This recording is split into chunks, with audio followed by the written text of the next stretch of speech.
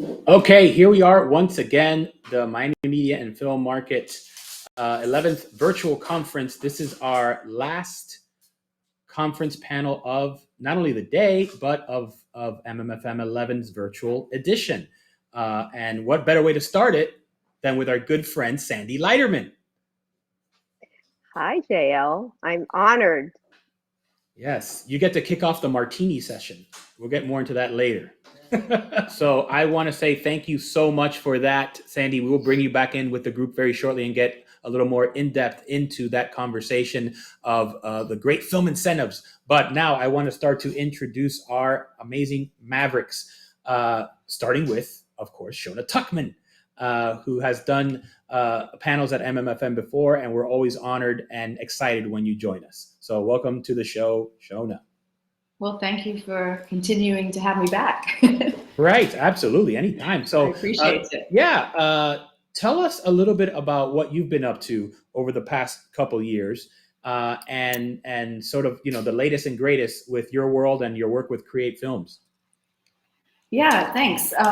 So the beginning of the year, I had my latest project was released, Dr. Bird's Advice for Sad Poets, which is an adaptation of a YA novel. And I had been working on it for a few years and finally was able to release that on, all digital platforms, and then Hulu took an exclusive as well. And we've been selling the film around the world. So it's now on in the UK and Ireland and Russia and Australia and all of Latin America and etc. So places like Iceland, strange little, territories that you don't think of, but we're still selling it worldwide. So that's been exciting. Just working on all the PR for that was a lot of work, but it's really nice to kind of finally see the thing through and get everybody to see it and get it out in the world. So yeah, no, absolutely exciting. Congratulations on the release of that film. Thank you. I know we had a little podcast chat with your director as well. It was fantastic. Right. And so, it's been, obviously such a crazy journey, obviously for anyone that's had a film trying to come out in the past year and a half, right? With all the sudden changes. And so we're going to get into that in the conversation as well.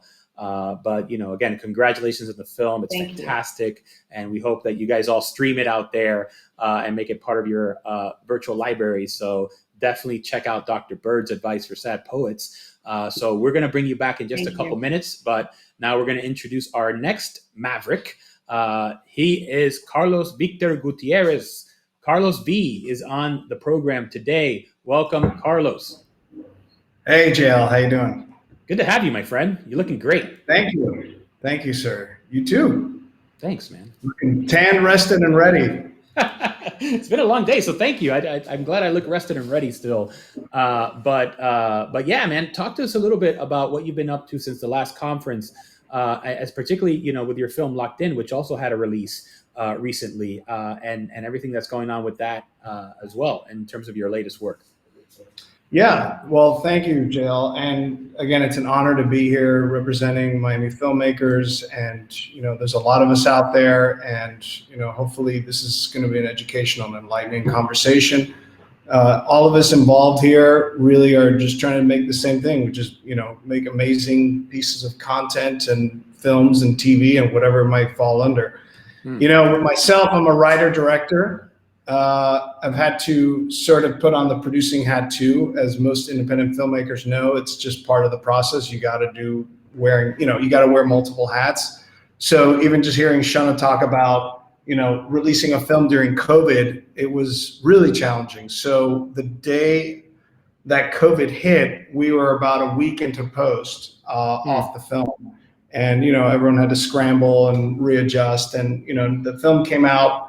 Locked In, I should say, came out May 7th this year, so roughly 4 months ago, and it was just an incredible honor to have companies like Paramount and Saban release the film and have actors like Mina Savari and Jeff Fahey and Manny Perez and Bruno Bashir all attached to the film. And as a first-time filmmaker, it was an incredible experience. But right now, I'm just working towards 2 or 3 projects right now. Some are in TV, some are films, and I'm doing my darndest to try and bring them to Miami, because this is kind of like what I love to do, is to film stories here. It's just, you know, it's part of me. I've lived in other cities, but I always come back home, and it's something that's really near and dear to my heart, and also trying to also get the next kind of generation of filmmakers in Miami excited about making movies and TV shows. Yeah. Well, you're an exciting guy, and you have exciting work all the time. So we're excited equally about you bringing the next project home and doing some great work here locally in Miami-Dade County, baby. Hopefully an announcement coming soon. Hopefully. Yeah? Can we get the exclusive? I'll do a live right in the moment, wherever you are. On Facebook. I'm not going to jinx it, but you know, we're making moves to try and get things. And Sandy has been an incredible resource in that. And so, you know, she's part of that film community that just won't quit, which is really great. And I think it speaks volumes to how strong the film community is here. Yeah, no, absolutely right. Yeah, and very strong and very multifaceted and dynamic and diverse. So thank you for everything that you do, Carlos. We're going to bring you into the group chat shortly, but we have another Maverick that I'd like to introduce into the conversation. And of course, it is the homeboy, JR Poli is here. So JR, from this very mysterious location that you're coming from here, tell us a little bit about some of the stuff that you've had going on. Is that mysterious location Hialeah? I think it is. That's where I'm from. Yeah. So I've been living the independent filmmaker's dream. You know, I wrote a script. I killed myself to get a couple bucks for that script. I made that script. I went over schedule on that script and put it out there 2 days before a pandemic, and then kind of been fighting the sales agent / distributor world for the past year with that film. And, you know, I've held my guns. I've not let anybody, you know, this firsthand, I've not let anybody run me over, and not let anybody kind of, you know, try to take the film and push me around. And then COVID hit. all after that. But yeah, man, I mean, it's going well. I've been writing, and I've gotten a couple of pretty solid lead as far as attachments go for a future film that I'm working on top of a TV show that I'm also working on. And, you know, moving forward, man. Yeah, absolutely. And yeah, full disclosure, I know a little bit more about Marcus than I should, because I also produced on it. So yes, we're going to get very much into that conversation. I thought we were going to get, what is that, 11 minutes without mentioning that? Oh yeah, but we're gonna go like a little bit, you know. Yeah, I should have put the poster back here for the last panel. But that wouldn't have been a fair. I have to put everybody's poster. But yes, I was, and it's a very amazing project. Speaking of our hometown of Hialeah, we shot there in the streets where we grew up, so that was fun. Like 90% of it was shot in Hialeah, right? Yeah. City of Progress. They don't call it that for nothing. So Sandy did well helping out with that as well. You know, she, you know, helped us a lot there too. So yeah, absolutely. And yeah, her office is definitely multifaceted. And I want to bring Sandy back. I'm glad you said that. Chat with her one more time, and then we'll bring the panel in. So thank you, JR. We'll see you in a minute. Hi, Sandy. Now I think this is better. So sorry about that. I was just, you know, I was hearing myself. So I just wanted to just come back, and I appreciate you bringing me back. Just again, welcoming our Mavericks. And you know what? This is just a smattering of our Mavericks, because we have so many local content creators that are just, you know, really moving forward, and they're making their mark in the world right now. And I couldn't be prouder, like a mom, I must say, of our community and where we're going, and the fact that actually MMFM actually most of the time helps them, right, get deals. All right, there's a lot that what happens with MMFM.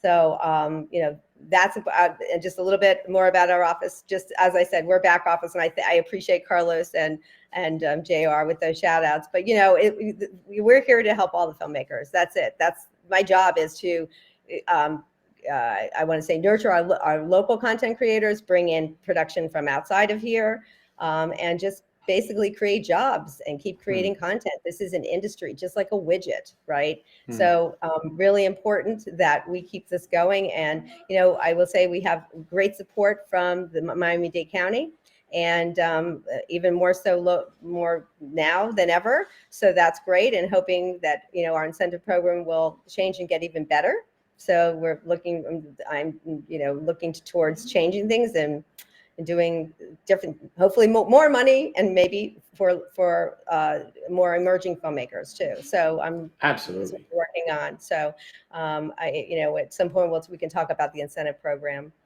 when you're all ready. Okay. Oh yes, absolutely. We're gonna get deeper into that conversation for sure. Yes, and thank you again, Sandy, for all the great work you do and everything you do. Again, not only for the big productions and the commercials and the music videos, but also these local films and independents that really need the support. And your office does so much to support that. So thank you for that, Sandy. Thank you. Absolutely. So that said, let's bring in the full panel now. This is our Miami Hollywood Squares here. We're just going to get right into it, the discussion of, what it means to be a Miami movie maverick in this community in particular. So the first question I'll throw out, and this can go to anybody, does Miami have a vibrant independent film community? And if so, how? JR, since you shot in Hialeah, I'll make you take that first. I went for the unmute. I went for the unmute button. I was like, I'll let them have a chat. It does, all right, and it doesn't. That's the funny thing. It does and it doesn't.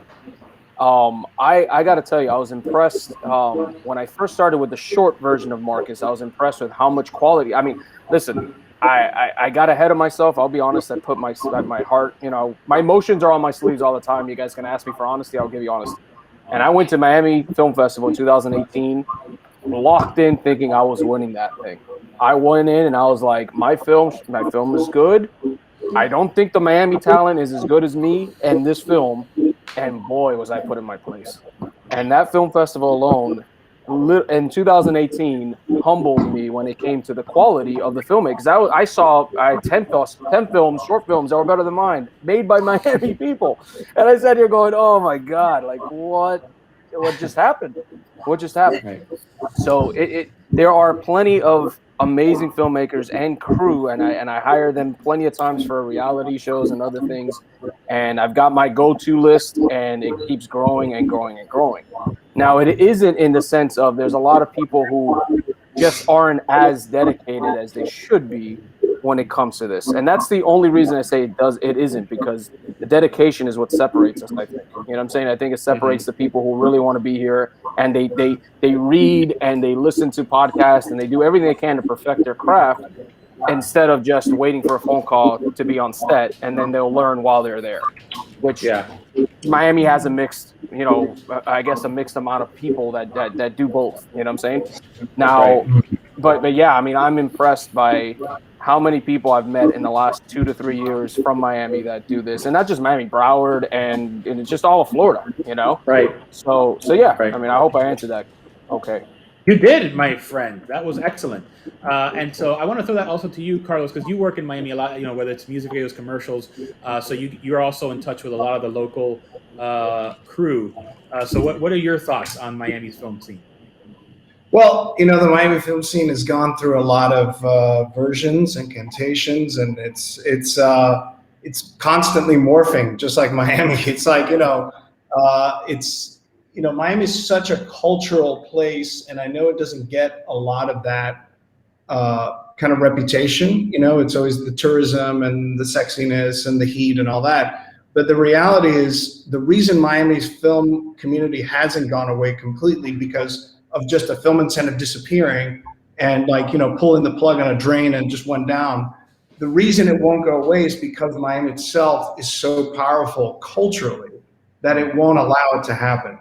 And so as the generations change, and yes, all of us that remember, at least I do, and I know some of you on this panel obviously remember shooting on film, and somewhat coming back in a strange way too. But just doing that is that generation is now being morphed into a different one that's been influenced by a whole new generation of music video directors and films that have been shot in Miami that people kind of wear as a badge of honor on their sleeve. The thing is there enough film education here? Not enough, in my opinion. I mean, it's nowhere, in the ballpark of what I think it needs to be, but that's really up to us to further educate, and with, companies like Filmgate and MMFM and all these great places that are just doing things to help the next generation learn. I think, it's imperative because it's the only way, and bring them on set too, because listen, you can talk in theoretics, you can go to 50 panels with Oscar-winning filmmakers, but until you're on set learning, it really doesn't make a difference. Like if you really want to learn, you got to be on set, period. Yeah. In the story. Yeah. No, that's a great point. And the point about, right. Sorry. Yeah. But I was going to say stuff, right? If there's more sets that we're filming on, that means there's more people exposed to it. Yeah. It is an apprenticeship business, and I think the educational part is so important. And obviously, coming from you, who studied NYU with some of the greats, right, like Scorsese and Spike, so you know what you're talking about in terms of getting a high quality. Well, yeah, education. I mean, but thank you for saying that, JL, because I kind of sometimes forget the things I learned, and it's really, honestly, like the best experience I ever had in film school was working on Spike Lee's sets. I mean, it was just like, you dropped behind enemy lines and you just told what to do, and you just got to learn by osmosis, and you kind of lose the glamour part, and you learn that it's really a business. As Sandy was implying with the comparison to widgets, is that, you have to make your days, which I'm sure most of the people in the audience knows what that means. And you gotta, deal with many, many, many personalities, from, a grip and electric who's not having a great day to the main star who is, getting phone calls from someone on his phone, and you don't know. So it just goes back to saying, if you don't see those things in action, it lives in a theoretical world. Yeah. And speaking of other auteur filmmakers, I know that if Tarantino catches you with a cell phone, apparently you get fired. I don't know if he even has a cell phone. He doesn't own a cell phone. Yeah, he doesn't own a cell phone. I don't think you're allowed them on his set. Yeah.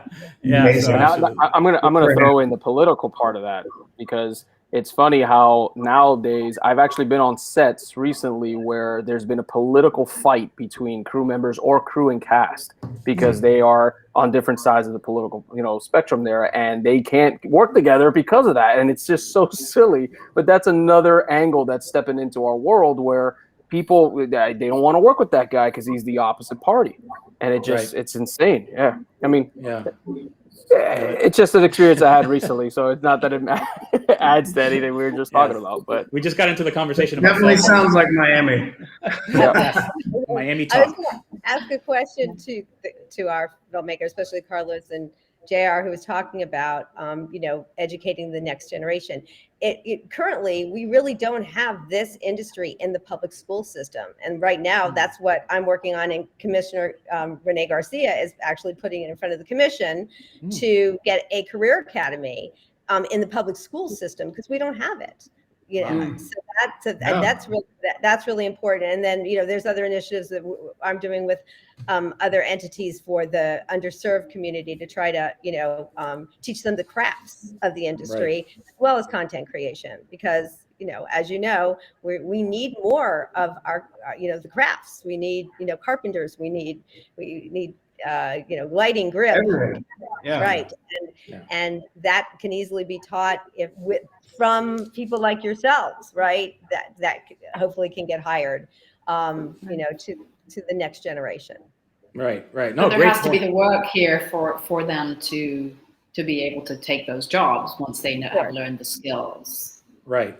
Yeah. No. And yeah, absolutely. And that's key. Education is the key. And yes. Yeah. Part of my conversation in Tallahassee every year. Over to Sandy. There you go. Basically. So, Shona, I want to turn to you, because obviously, you weren't born here, obviously, in South Florida. Obviously, really? Well, okay. I only say that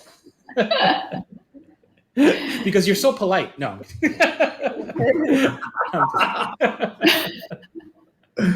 But you've obviously been living in the community in South Florida for a long time. Yes, so what's sort of your perspective on the local industry here and some of the creatives and folks that you've interacted with? I mean, I've lived in the area for about 20 years. So I've come from working as a PA through, staying here as a producer and writer and soon to be director. But, so it has changed. I've seen the change. I live in Broward, but I've worked everywhere from South, Miami to Palm Beach. But I think, and I know a lot of people left. They went to Atlanta, obviously. I mean, that's, people have done that. Unfortunately, I had to shoot Dr. Bird there. The budget did not allow for me to shoot it here. The next project I'm going to be directing, it's written for here, and I'm pushing to shoot it here. That's the plan. I really would like to do that. Anna Gunn is from Breaking Bad is starring, and she's happy to shoot anywhere. And we have a production company on board that's financing, and we're out to Christian Slater, who lives in Miami. So I'm trying everything I can to, to get this film made here. Wait, so, Christian Slater lives in Miami? Yeah, you didn't know that? Oh yeah, lives in the Grove. Oh yeah, he's messing with me. No, I actually didn't know that. I swear to God, like I honestly did not know. That wasn't even facetious. I didn't know that he lives here. So, and just so you, I'm just going to. In fact, I wanted Christian Slater. I wanted Christian Slater. I moved, and Jose said he lives across the world. What are you talking about? That was exactly what he called. We'll never get to him. We should have just called. Joe Jonas and Sophie Turner have just moved to Miami permanently. Yes. Oh my gosh, this is becoming like an episode of E. I like it. Or just in case there's future projects, they're local. Yeah. Oh gosh, I love chatting with you guys. Yes, no, it's good to know. I mean, look, talent packaging. If you have someone in your backyard, is a lot easier, which is why so many folks, especially nowadays, right? Because people don't want to travel. With COVID. So if you can get somebody interested, obviously it starts with a really good script, and then it goes from there. But if you can get someone interested and they like it, and then they can shoot, they can go home at night. Right. That's a big deal. And I'd like to just say something about what Shona's saying about convincing productions, producers about coming to Florida. Here's the difference. I shot my first film in Pennsylvania, near Philadelphia. It wasn't my first choice, wasn't my second choice, wasn't my third choice, but out of necessities with the massive tax incentive they had there, that's where we decided. And I will tell you that the advantage that we still have, aside from not having a tax incentive, is that it's not a big convincing act to get people to come to Miami. And so if, when you're telling an actor of Christian Slater's level or whomever that you might have, that you have to take them to Kentucky or, Oklahoma, which is the big hotspot now, which everybody just keeps telling me, like, let's shoot in Oklahoma. And I'm like, why?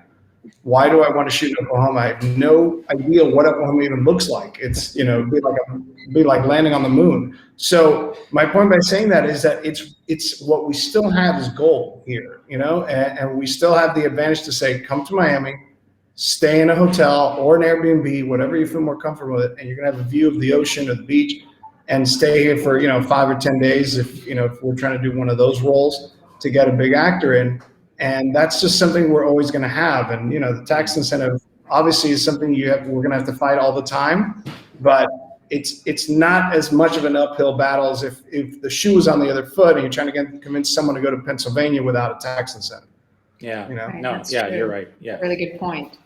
Yeah. Really I mean, if we have, we've said this, and this is what we say when we're talking about this to legislators, is that we don't need the same kind of program that Georgia or others have because of what we have, but we need something.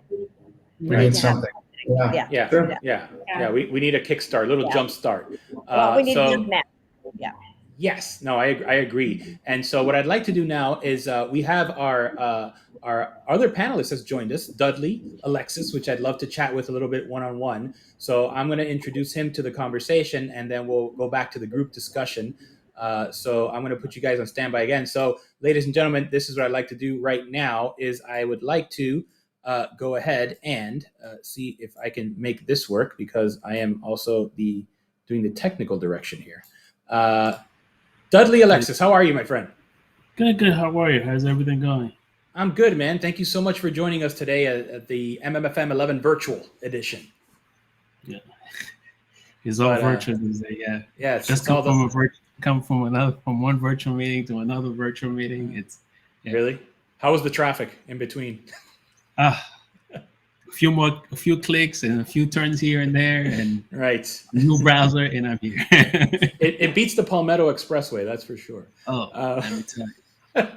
So Dudley, tell us a little bit about you and your background, some of the work that you've done recently as a filmmaker here in Miami.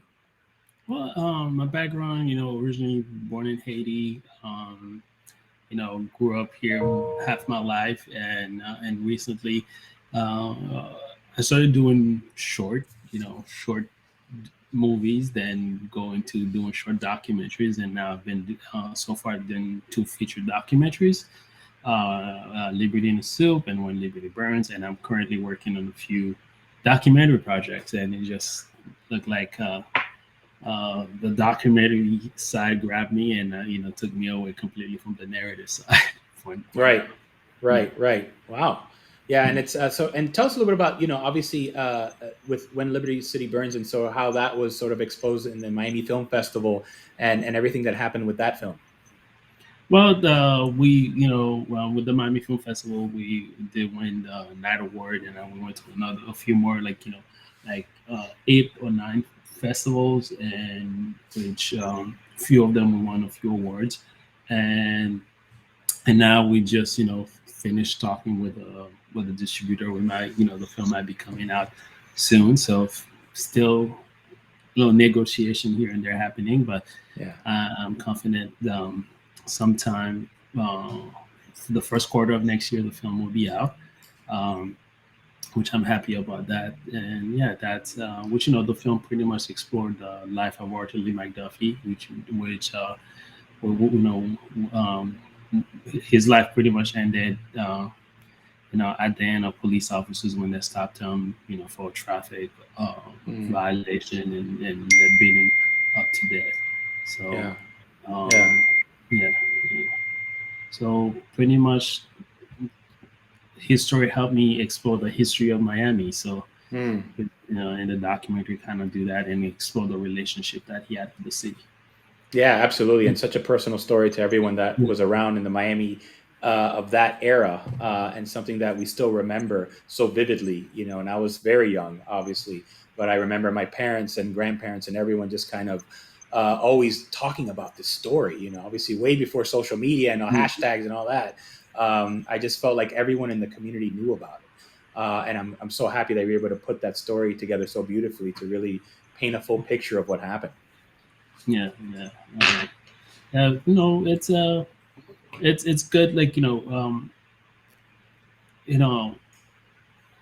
telling me telling the story that people in Miami was able to identify it, and they got a good response from telling the story. But it's not a story you want to tell, really. You're right to tell happy stories, right? But that story just came to me like because of our own experience. I didn't know that much about Arthur Lee McDuffie before I started doing the documentaries, because a friend of mine was killed by the end of the police, and I started researching, and I was working on another project at the time, which I'm still trying to finish, and when I came across that, I become kind of obsessed and want to tell that story. And my friend was wanting to know the relationship police had with black people in Miami. So those are stories you don't really want to tell, and you want to stop telling in many ways. Yeah. Right. But I think important because of the social change that it can bring, right? And the idea of how we handle those issues going forward in our community. I think that it's obviously not a great story to tell in the sense that it's not a positive experience, but I think that an important one, definitely. But cool. But listen, man, what I want to do is I want to continue this conversation because you are part of our Miami movie Maverick community. And I want to bring the panel back in and just kind of go over, some of the trends and the things that are happening in our industry and where we kind of see our film community going from here. Mm-hmm. Awesome. So let's do that. Let's bring in the panel back. And, that was, such a great film and such an important story. And so let's talk about Miami stories and how important whether they've been told yet or not. You guys all live here. You're part of the community. How important is it to tell these Miami stories and to tell them in Miami? And with that said, we are going to bring Sandy Lighterman back because she's going to give us a tool to add to our filmmaker and producer toolkit on how to better tell those stories via the Miami-Dade County Film Incentive. But first, I just want to hear from you guys from a creative point of view, how important it is to tell these Miami stories. I'm gonna start with JR again, just because I know he's got to unmute me. Yeah, I was on my way. It's important, man. Just like it's important to tell all stories. It doesn't matter where you're from. It can be, the islands. It could be, Europe. It could be Africa. It could be Ireland. It doesn't really matter. It's important to all stories. And Miami, the difference of Miami from Miami and everywhere else is we have lots of those stories mixed already in here. Okay, so all those stories from the islands, all those stories from Hispanic countries, Latino countries, Europe, they're all almost here. There's so many different pockets of populations here from different places. So there's a lot to dive into when it comes to telling these stories. Funny thing about I've just like Carlos, you take films elsewhere. You write stuff like, oh, I'm going to write a story in New York City because you love movies that are based in New York City. And at the end, you've finished writing the script and you look back and you go, holy crap, I just wrote Miami. It has nothing to do with New York City. It's all Miami, So yeah, I mean, it's extremely important just because of the fact that it's a different story. And Jose, you know this firsthand. We pitched a story a few years ago and we're still working on getting the right budget. And that story, from everywhere, everybody who read this story outside of Florida said, who talks like this? I'm reading the dialogue and who talks like this? Right. People in Miami talk like that. And if you've never been to Miami and you've never even stepped foot in Miami, you have no clue that people in Miami talk like that. So yeah, it's an important. I mean, listen, even Moonlight. When Moonlight came out, I heard tons of people going, do people really talk this way? And it's like, yeah, people talk this way. And I'm sure there's places in New York and places in Oklahoma and everywhere else that us Miamians are like, people actually talk it. Yes, it's important to understand that there are different types of people everywhere. And thankfully, Miami has a huge collection of those people. Yeah. Well, it's interesting you point that out because and I remember hearing some chats from the filmmakers of Moonlight as well, Barry and Terrell, when they were first taking the movie around the festivals, that people would say, how does the inner cities have like palm trees and such beautiful weather? Like, how could those people be struggling? And it's like, it's hard, right? That our community looks so beautiful, and yet there are so, like these things happen here. And we're not making it up, but it's interesting how as we go, it's telling our story, and not that it's a Miami story, but there are stories, right? How it's received outside of our community, which I think is very interesting. Carlos, if you want to jump in there too, because obviously, you've worked internationally as well, and you knew sort of like the nuances of how you kind of present these stories to the world. Yeah, I mean, look, the reality is that Miami's always been a backdrop kind of city. And if you really kind of look back, with a few exceptions, very few of them are kind of Miami stories. And I think what we have now is a very scrappy community that is now realizing we can't be a backdrop anymore to, Rock of Ages or, Bad Boys Part 4 or 5 or whatever it is that they're going to do. And no disrespect to any of those films. It's just that they've always been the postcard version of Miami, right? Right. And I think what Barry's movie did, and there's been a few like Waves and all these movies that have been coming out very softly, and they're there, but is telling more realistic stories about Miami and Broward County and even Palm Beach, if you will. And Monroe. I mean, look at Bloodline. I mean, how many people have told me, if we're going to switch gears to the TV, about like how they never thought the Keys could be that, like dangerous, gritty, but still beautiful. And I think that is something to be said for the filmmakers who put that show together, even though they're not really from Miami, but they didn't go with the postcard backdrop. They went for something really authentic and really gritty, and that felt as a Miami story as much as you can. So, for me, I've never really written postcard backdrop kind of Miami story. Every story, like JR is saying, is like they're stories about real people that live here. Right. Some are, in the inner cities. Some are just, people who are professionals at what they do. But it's always using Miami as kind of a lens to see the story. And what I mean by that is that Miami can't just be the backdrop. It's gotta have influenced the story in some way, that almost to the point, hopefully, that when you see the film or the TV show, you can't imagine it taking place in any other place. You know what I mean? Yeah. So that's something for me it's hard, because there's this whole tax incentive which we're trying to lure people to just use the space, right? Yeah. But the more that we can encourage our own community to tell their own stories, the more kind of stock we put in ourselves to really make it important and for people to listen up to these stories that are being told. And like Shona's trying to do her film here, that's great. All those things are great. Yeah, no, and that's a good point. And it's kind of like going back to maybe your New York days. And I remember there was that generation of filmmakers that kind of started to use New York not only as a backdrop but as a character. I think of the early Scorsese movies, 100%, and all those guys, Woody Allen, all these filmmakers. Like, can you imagine a single Woody Allen movie from that era not being in New York? A Spike Lee movie not being in New York from that era? It's like it's just intermingled. Yeah. Yeah, no, absolutely. So Shona, talk to us a little bit about, obviously I know you want to make more work here and make things happen in Miami. What are some of the things that keeps you going? What are some of the frustrations that you're experiencing as a producer here as well in trying to get some of these things made?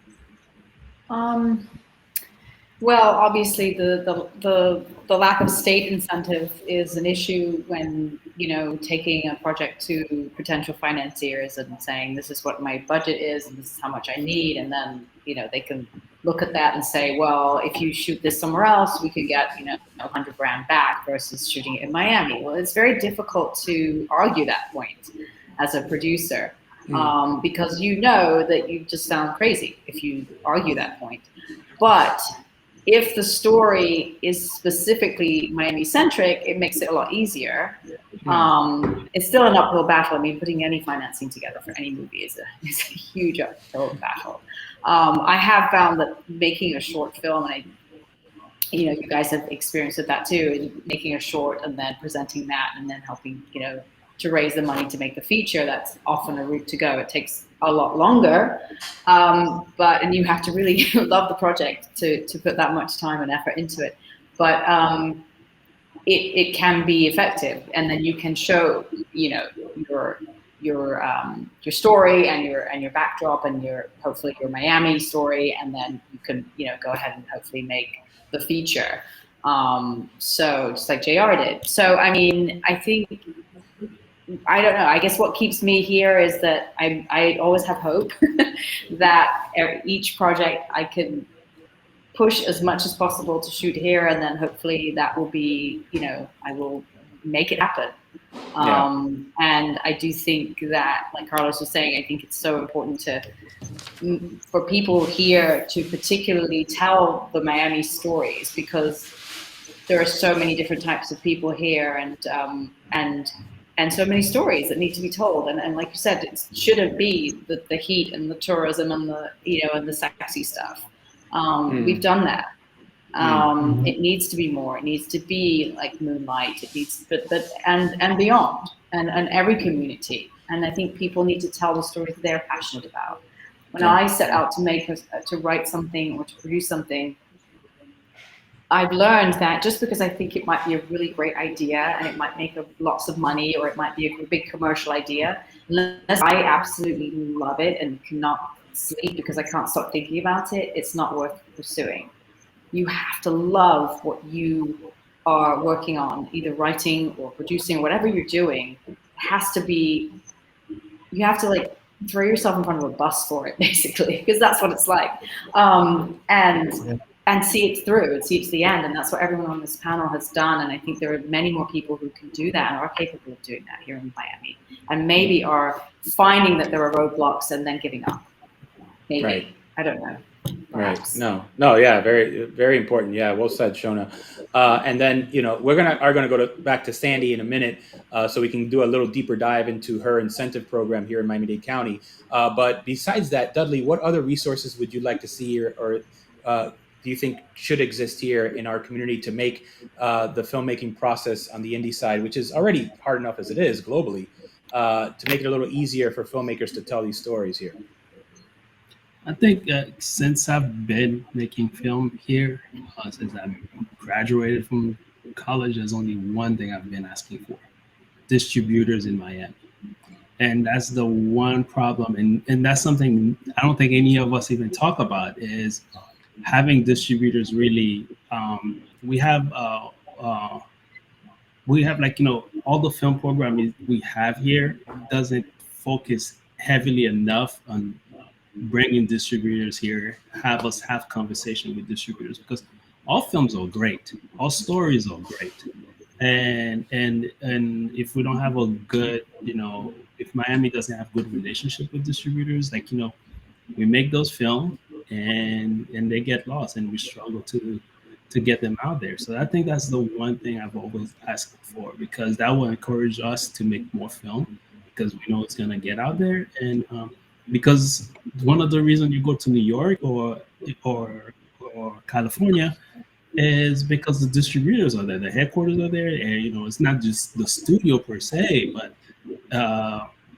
when you look at Disney is a distribution company. It's not really, they work with a bunch of, they're all distribution companies, right? And Buena Vista, which is the distribution branch, and I'm saying that is because I feel like our film community here doesn't really understand that side of the business. Yeah. And we know the creative side, we can tell the story, but the distribution side, that's right. The one thing I feel like we're missing. Okay, well, I might have some good news for you, because we had a whole panel yesterday on distribution and marketing, and so there is a gentleman now that wants to be part of our community and the MMFM, Francois Martin, who's with Vertical Entertainment.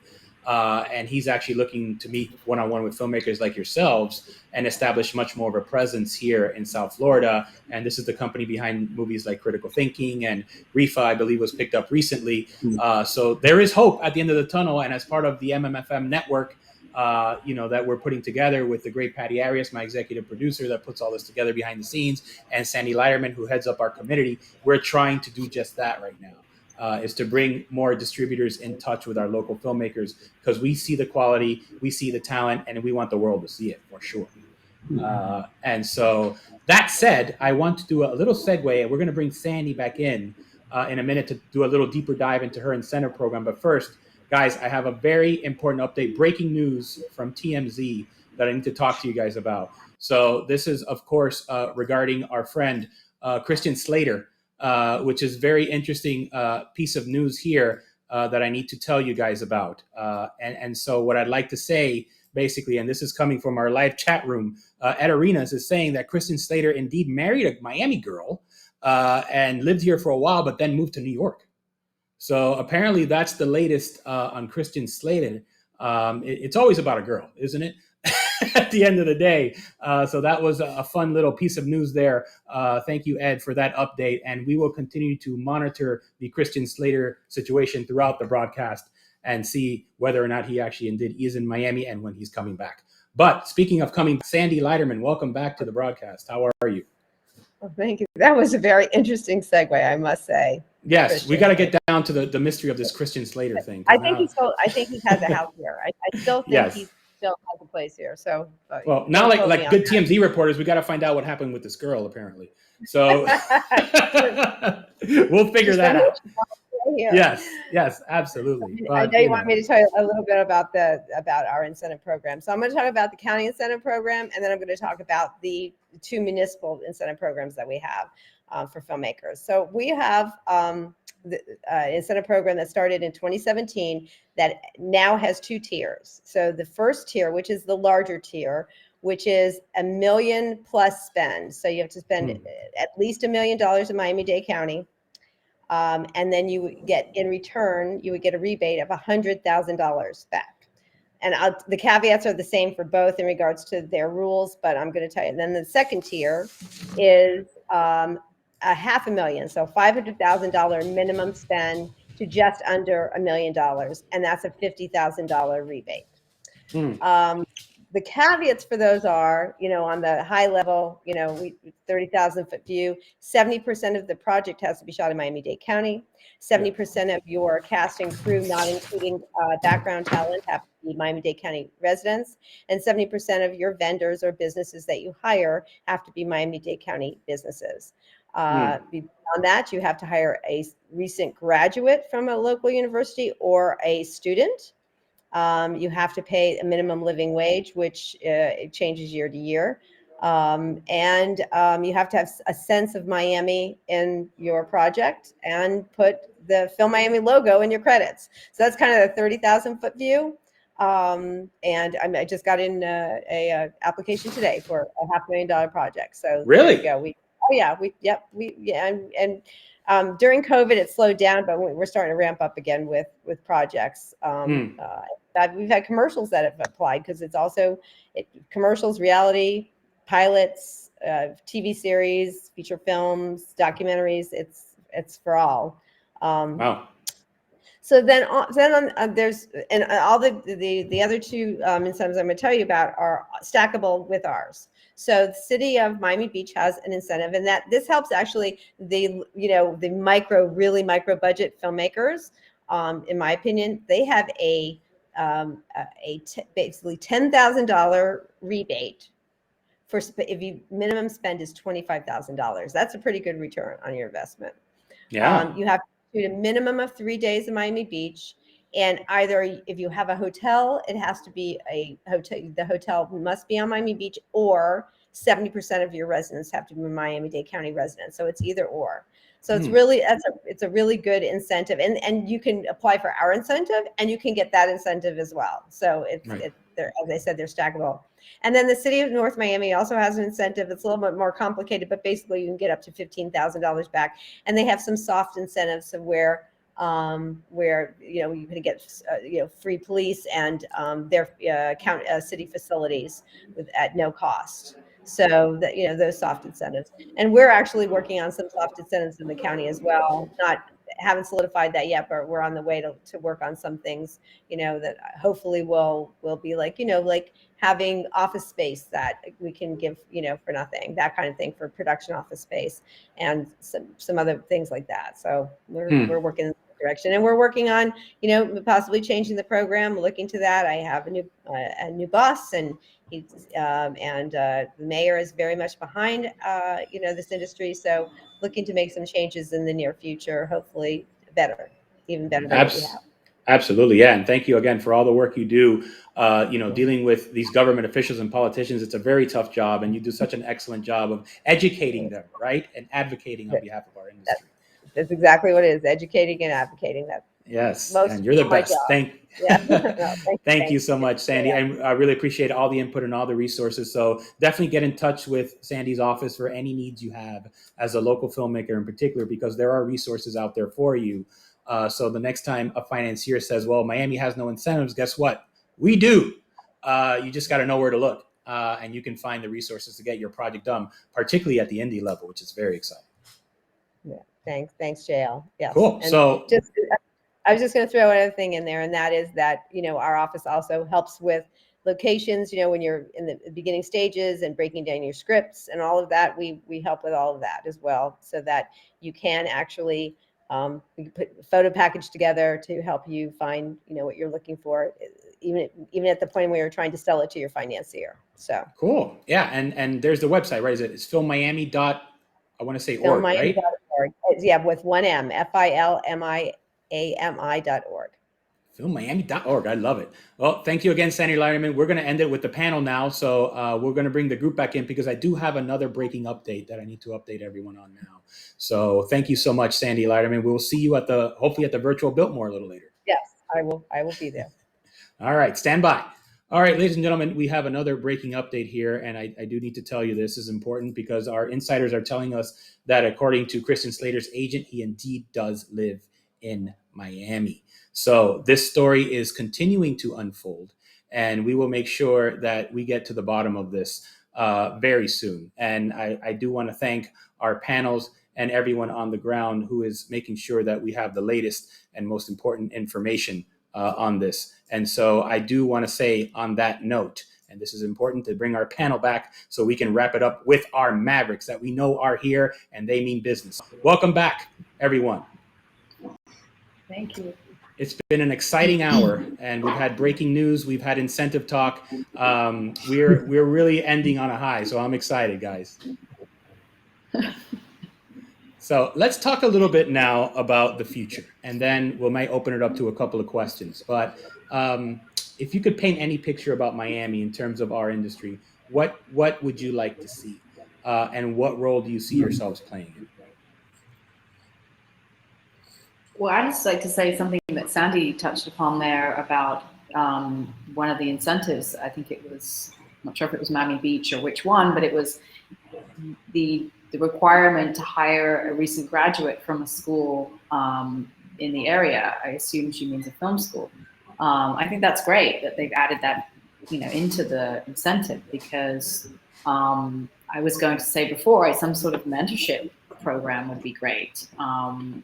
In addition to that, to sort of, once people are educated here, then they leave, if there's nothing for them to do. So maybe it's, us and whomever else, we can try to, get to know those people and kind of encourage them to do the work that we're doing in the area. Right. I don't know how you go about that. That sounds like something you would be really good at, JL. So I'm putting that on your lap. Oh man, more work.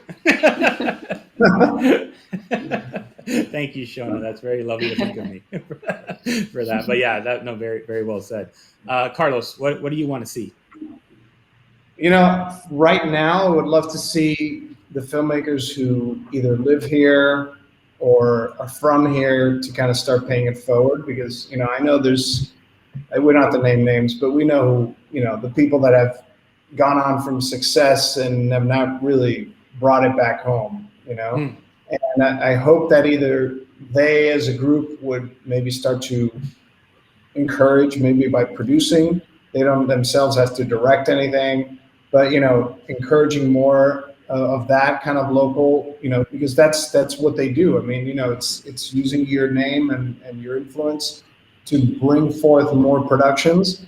And then in the future, I would just say I would, love to have, I have a very dear friend in Austin, Texas, which is sort of very similar to Miami. It's a smaller town, but it has a very strong, scrappy film community.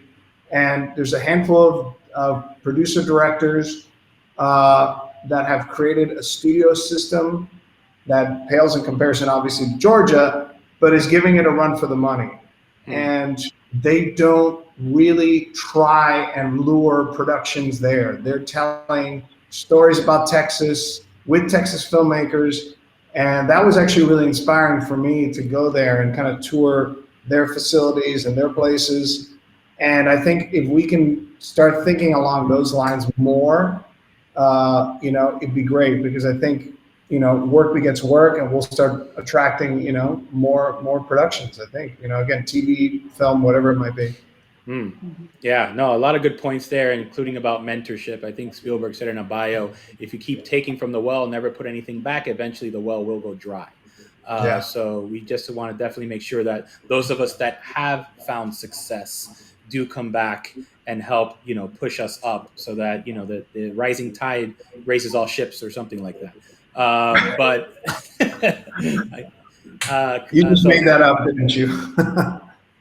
That's a good Miami analogy, right? Ships, that's a very appropriate Miami analogy, unfortunately. Absolutely. JR, final thoughts? Man, I'm going to piggyback on Carlos. I love that. The pay it forward thing. I mean, Jose, you and I have actually gone to school with somebody who's made it enormously in this industry, and we've actually had a conversation with him recently, and I can't get the guy to watch my short film. I mean, we went to high school with this dude, so it's that is the perfect thing. I mean, we need people who make it to always remember where they came from, and try to help the people behind them. I mean, I can't produce any of your films. I mean, I can do the paperwork. I can't fund any of this stuff, right? But I am open, and you and I have talked about doing even a webinar or some kind of thing where I just share all my experiences. And we're gonna. I said the title is gonna be from short to feature and everything in between. And I am gonna be as brutally honest from film festivals to everything, because that's at least what I could pay back. Is I've spent thousands and thousands of dollars on mistakes, and you know that because you've been there with me. Okay. Right. I don't want other people to make those mistakes. It actually bothers me when I hear other people make those mistakes. So why would I just stay quiet and watch these people fail and make these same mistakes? So that's perfect, Carlos. I mean, I am 100% with you on that. Absolutely. Dudley, any final thoughts? Well, the future, like, you know, the one thing I want to say, Miami keep losing talent because we don't know how to keep them. So, and that's just not just in the film industry. Then that's something South Florida suffer from in general. So, I'm not gonna lie. Many times people, you know, I had job offers, do gigs in other states, and come back because, you know, I enjoy Miami more, and it's just something that keep me here. But if anything, I can just go somewhere else and enjoy, you know, a better, you know, in many ways enjoy better success or have and do more.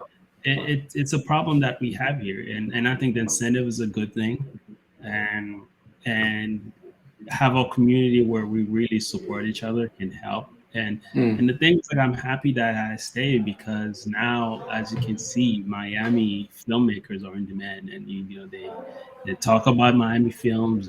They shot a lot here now because the stories are different. Because the stories that we're telling are stories like, you know, because Miami was still suffering from the Miami Vice effect, where, you know, every single story that was being told about Miami was focused on South Beach, the beach, you know, and now people are getting stories about Miami they did not expect. They're fresh. They, you know, coming from different background, like, you know, the way of the style of storytelling is completely different from what a lot of people have seen. So that's what we have. We, you know, and I just hope we can keep those talents and not let studios and other, you know, group grab them. And that's all I want to say. Yeah, we definitely got to find ways to keep our talent here locally. That's super important. The talent drain, you know, is definitely not good for the community. And so we definitely want to find ways to keep our talent here. We definitely want to keep you guys here.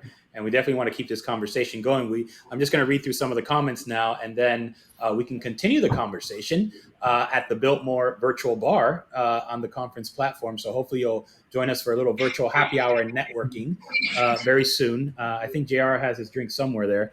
But we'll field a couple of ones here from our audience just to see what they have to say about all of this. Alfredo says, this is a rhetorical question. Does a Miami story have to be a Cuban-American culture-dominated story? And really great job, everyone. He adds to that. So, you know, I think part of the question is, are we about one culture, or are we about all the cultures here in Miami? I think I'm that's Cuban American. I'm sorry, Carlos. Go ahead. No, I was just gonna say that's not at all accurate. I mean, think every story that's a Miami story is a melting pot story. Period. I mean, it's not about one culture. Yeah. Well, we're both Cuban American, me and Carlos, and I got to tell you, I've written stuff that's not Cuban American for Miami. I've written one. I can't tell you how many scripts I have on this computer behind me, and one of them is Cuban American. So yeah, it's not. That's no. Absolutely. Yeah, no, 100%. Yeah, that makes a lot of sense. We're definitely about multiculture and so many different voices that come up here so organically, which is, I think, what makes us one of the most diverse and interesting cities in the world, right? It's because there's such a great mix of cultures and identities, whether they be, Caribbean, Latin American, African American, European. They all just kind of find their place here in Miami. So just look at your panel. Right? Yeah. Look at the panel. Like, yeah, speaks for itself. Yeah, exactly. Thank you. Yeah, absolutely. Yeah, good point, Shona. Jennifer Castellanos writes, that is what Miami Film Lab is working to do. So get in touch with Jennifer Castellanos and the Miami Film Lab, who's looking to support local filmmakers as well. So yes, organizations are coming to the forefront. Rita says maybe it's time for MMFM membership to meet and volunteer time, space, and work. Okay, so now Rita's giving me more work. Thank you for that, Rita. But yes, absolutely. We definitely want to keep the conversation going year round. I know we have our yearly conference, but I think part of what MMFM has been trying to do, of course, is to create year-round development programs and mentorship to also help the community and connect everyone, whether it's with a screenwriter, a distributor, a producer, whatever it is you need. We definitely can help, and reach out to us directly anytime you want. Miami Media Film Market at gmail.com, and we will get you to the right place for sure. And then Jonathan writes, engaging potential investors. What has been your experience trying to raise funds in Miami, South Florida from individuals in Miami and South Florida? Show me the money question. Anybody got a positive story to say here about that? Okay, so I'll take it then. I want to say, I make documentaries. The reason I started doing documentaries is because every single time I write a feature, when I get the investment and I start working, and just grab, and I'm like, I'm not gonna wait for people to make, do not wait for investors. I'm gonna tell you that. Do not wait for investors, because I've worked in an investment firm doing helping people put package together. That was like something I've done a long time ago. And one thing I've learned, anybody that's investing in you, they want to see what you have done before, even if it was a failure, and they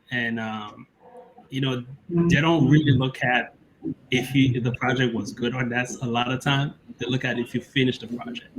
Right. And the other thing is they don't invest in project, they invest in people. So those are the things you have to keep in mind. And just on a lot of my project, because they're documentaries, a lot of funders that I have is I get the project to a point that I can show them something, and a lot of time, the conversation doesn't go for it, and just see it and just go behind it. It's just and now I feel comfortable, some with funders, and just approach them, and it's much easier. But do not wait. You have a $500,000 movie to do. See if you can make it, get it down to $100,000, put your own money and get it done, because do not wait. Imagine you have that movie, you wait this year, next year, you never get it done, then you never have a movie in your portfolio.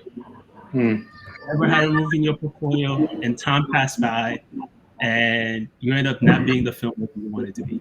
Yeah. No, you're right. I'm going to add to that, because what I was going to say is I have had many conversations with investors. The couple that came from this area were so, I don't want to say sketchy, but let's just say the one guy literally was telling me on the phone that he was at the bank wiring money to my account and asking me, is it there? Is it there? Is it there? It still hasn't gotten there. And this was about 10 years ago. I swear to you. And he was literally on the phone telling me, I am at my bank right now. What are your routing numbers? All this stuff. And he didn't. I don't know why he did it, but that's what he did. And I agree with Dudley. Marcus was made for peanuts. It was made for. I'll get brutally honest. Made for well under $50,000. And it's a movie that I made only because my $3.5 million deal for another film fell through. And I told Jose, I can't keep waiting. I can't keep waiting. What am I going to keep waiting for $3.5 million? No, let's make a film we can make for absolutely nothing. And it's exactly what Dudley said. I now have a feature film under my portfolio that it looks phenomenal. I feel it's well produced. At the end of the day, if it shows I can tell a story, it's advancing my career. Right. That's all. That's it. So, I mean, I've seen people film stuff. I mean, Tangerine was filmed on an iPhone, right? And that movie advanced Simon Baker's career forward, and look what he's done afterward. Yeah. So it's exactly what it is. Don't wait for the money. Just go make a film. Yeah. And I can tell you that Marcus was very well produced. What is that? Marker 608. So I'm just keeping tabs of every time you mention yourself. But yeah, no, obviously, and we're just having fun now. But you guys have been. You have to be very careful. I just want to add, you just have to be very careful because I mean I can't really go into details except to tell you guys that I'm part of a federal case right now to do with some serious criminals that got involved in one of my projects. And so it's been a nightmare. But you just have to really be careful who you can trust. And I think what the problem is that we're all desperate to make our projects, and then when somebody smells that and they come along and they take advantage. And so you have to really vet the people that you work with or that you entrust into your circle. But like everyone on this panel, we've all gone out and said, I'm just going to do it myself. I'm just going to make it happen. I'm going to make that short. I'm going to write that feature. I'm going to, make the feature, whatever it is. And then I'm not beholden to anybody. And I then have something to show. And then you'll get the attention from the actual people who have actual access to financing and the other producers and other agents and people like that. Yeah. So it's just very difficult. You have to be very careful. Let me jump on that because that's actually a good point. In my experience, the one commonality in the people that have invested with me have invested in me. They didn't invest in a film. And if they're investing in you, there's a very little likelihood that they're going to have a sketchy background or sketchy kind of like agenda. If they believe in you, not the film, that already kind of separates them, in the sense of like, there's going to be all the people that just want to put money in a film because they want to maybe write it off for legitimate or illegitimate reasons, or they want to wash money for obviously illegitimate reasons. But if they're investing in you and you know who those people are that can help you, then that's gonna go a long way because I'll be honest with you, the last film I did, it was a producer who put his money where his mouth was, and he just he kept pushing every day, every month, checking in with me, making sure it was gonna happen, and we just had a bond that he believed in me. I mean, he's done other films, and my film wasn't a particular standout to him in the sense of a business opportunity. He really wanted to work with me as a filmmaker, and he believed in kind of my vision for it and what I was trying to say as a filmmaker. And that's been the same with all the people subsequently since then that I've dealt with who really want to believe in me. So, if you meet someone and they're just all about where they can put their money, what's the bank account, as JR was saying, that is already kind of maybe a potential red flag you have to think about and really think, what is their agenda? And if, listen, Google is one of the greatest things or worst things you can have on the planet Earth, and you can find out a lot of things about people very quickly. And I'll tell you something, we've had very close to signing a deal, and we've had a last minute appearance of something that was not savory, and it was an easy 5-minute Google search that no one had bothered to do except a lawyer on the investor's behalf had checked. So that's what I'm saying. And they were treating us like another person, right? Okay, you have a project. Okay, let's just get the ball rolling, And I'll tell you, whoever it is that's investing in the film, hopefully they're investing in you. Yeah. No, absolutely. And don't overlook the power of a short film, because we're all talking features. But the short film is literally the reason why I landed the only name I have at Marcus. He saw the short film and immediately signed on. Not only did he sign on, but he didn't even want to take payment. I had to pay him because he was SAG. Then he showed up to my set where they checked to replace the check I was supposed to send him because he did not want to take it. So just to show you the power of a short film, not only do you get the task, we're talking about getting funding, but you can also get some names attached because they believe in your short. And I know, Shona, you did Dr. Bird's was a short, right? Before you made it a feature. Yeah. So, well, that's what attracted Jason Isaacs to it, because he, you know, he wasn't. You can't get Jason to work for scale. I mean, he worked for 5 days and we paid him like nothing. Right. So, you know, but he had seen the short film and he read the script and said, I really love this. So that was one of the, you know, attachments that we got off of the short, in addition to the financing, of course. But he was another key piece to the puzzle. Tom Wilkinson and David Arquette and like all these different people.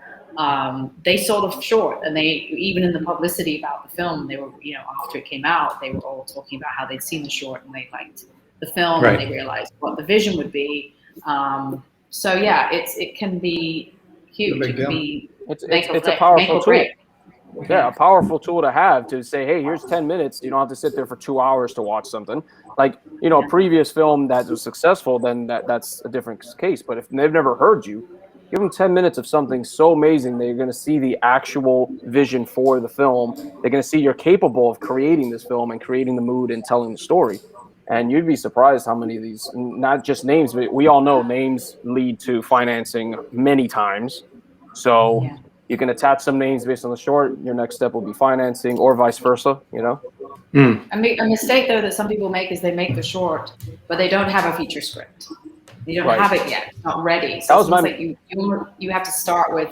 Yeah, there you go. Too. I never thought Marcus would be. I had a short that was at a bunch of festivals, and I'll never forget this. I had someone who literally walked up to me and was like, "Do you have a feature script of this?" And I said, "Yes." Kind of like after a very microsecond pause, and they were like, "Great, send it to me Monday." And, you know, after 25 cups of coffee and not sleeping and sending them basically a very long treatment because I didn't have a script, you know, they passed on the project. So that was a mistake I'll never make again, which is to go into making a short without the intention of eventually making it a feature. That doesn't mean you have to make every short into a feature. Right. Certainly learning from the shorts is a thing. But try your best to really actually make it a feature idea. Because listen, you can start. What was this movie I just saw? Charm City Kings. That came out last year. Yeah, and you could see that like that was probably maybe or maybe not. It was a short film, but it has the seed of a short film. It's such a simple little story, and you don't need something. And you know, I'll just caution people with shorts: don't try to make a mini feature, because that's the biggest mistake I always say. Just don't make a mini feature. Make something that's powerful, short, and is, you know, brevity is the key to it. Yeah. I never if you want to intended submit to a film festival, because the longer they are, the less likely it is to get accepted, because they can program less material. So I mean, if you have a sort of 8 to 12 minute short, that's perfect. Anything more than 20 minutes, you're making a big mistake. Yeah.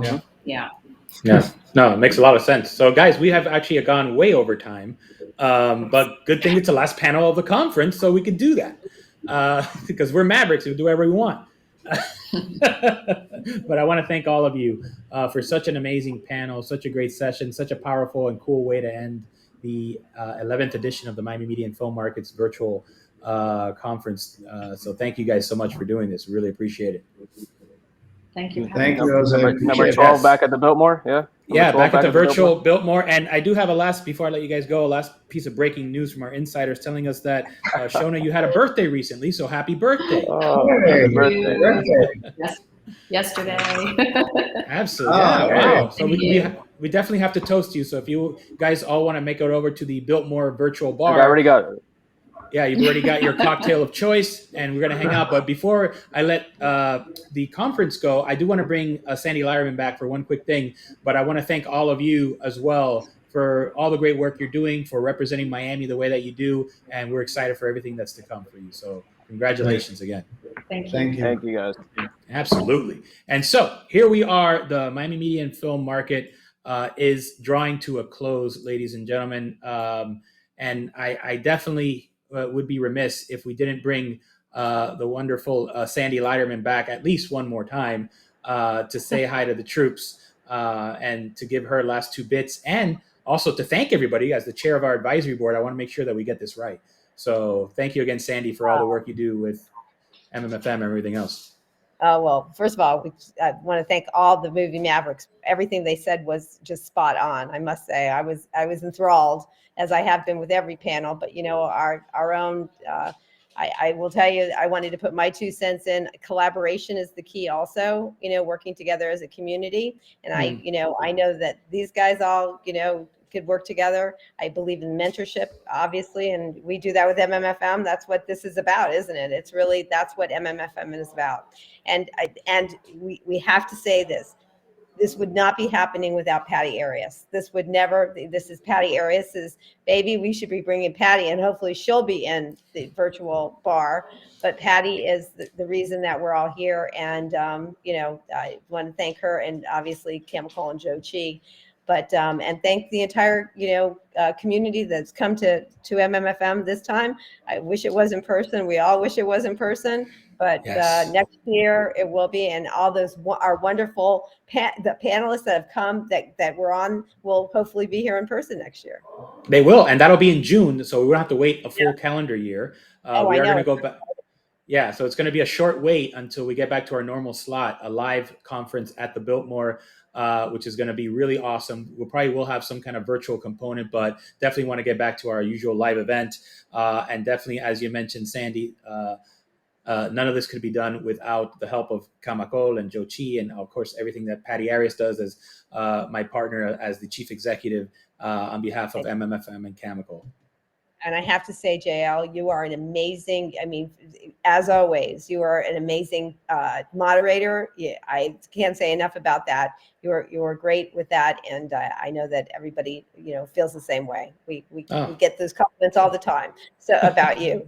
So thank you for all that you do as well.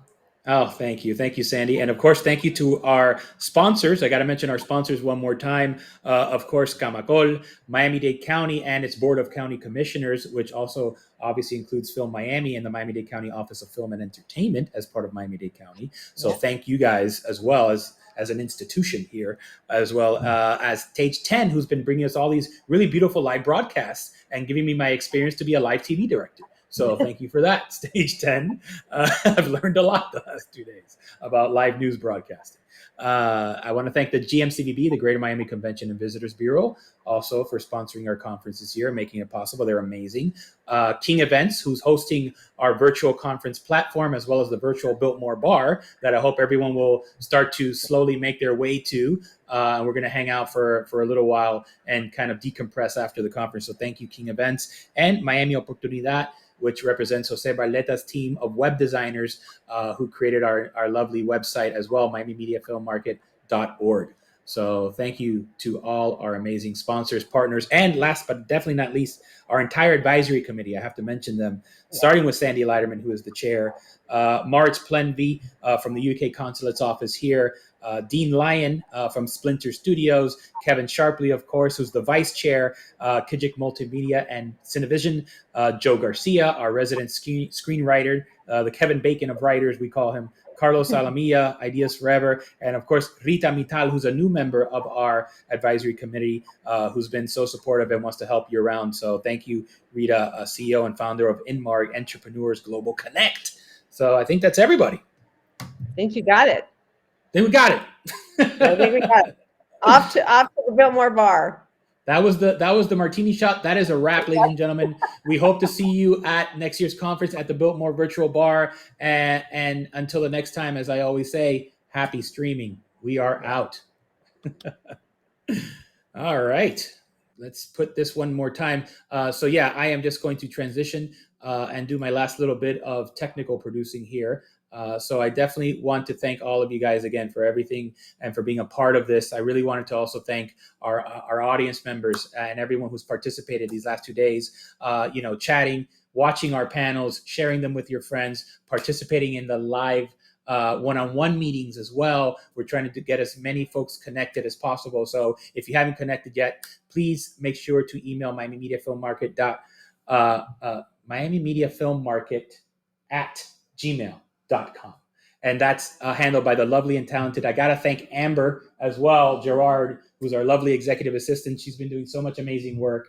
She's incredible, helping me to organize all these meetings and a lot of the things that the panel has to offer. The entire team, obviously, of Camacol, obviously Rafaelito and Dianelis, and we already mentioned Joe Chi, and of course Patty Arias and Estefania. Of course, we want to definitely thank everybody who is a part of this. Rosalba as well, who does our PR and communications. The entire team. This is like the end credit scroll, and we're so lucky to have such a great team involved. We hope to see you all hanging out at the virtual Biltmore Bar. That is it for me, JL Martinez, your humble host and moderator. This is the Miami Media Film Market's 11th virtual edition. See you on the next one.